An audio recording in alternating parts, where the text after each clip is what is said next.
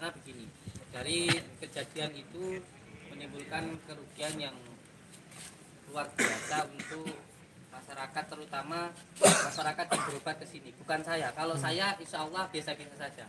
Malah saya bisa berbuat dengan istri saya. Oh iya, aslinya mana tuh? Saya mana saya. Oh baru ya.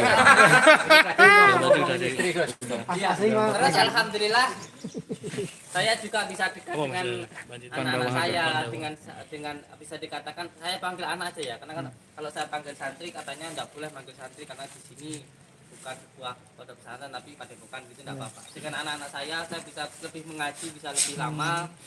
Alhamdulillah kalau saya nggak apa-apa.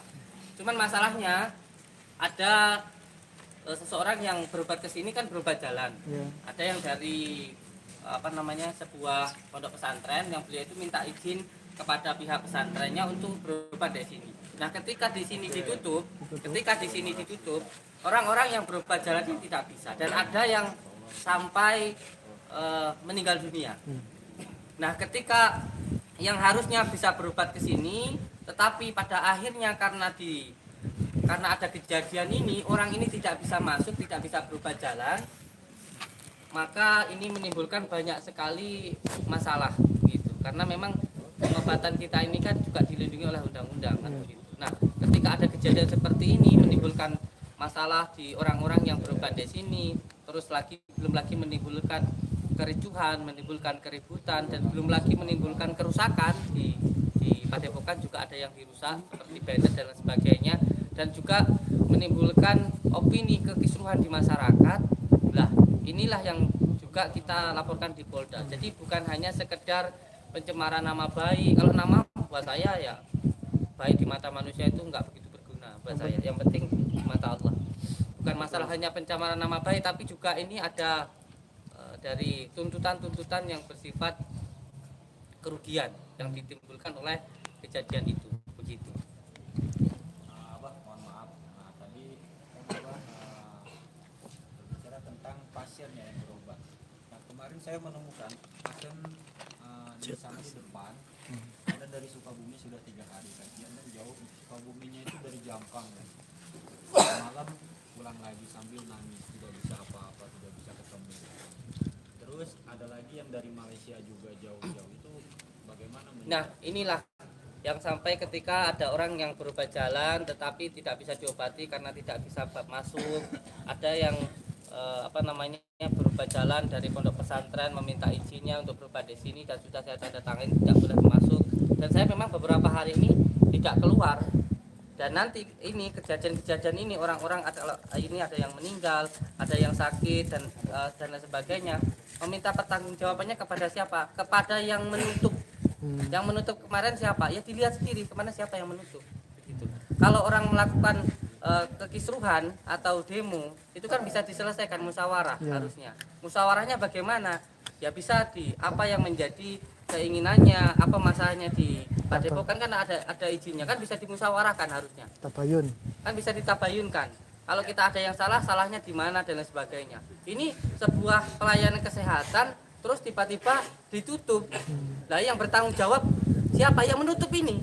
Itu saja sudah selesai. Dan untuk ini bisa diberikan keterangan untuk dibukanya ini menunggu dari mana dulu? Iya. Saat ini saya sedang menunggu kebijakan keputusan dari dinas-dinas yang terkait.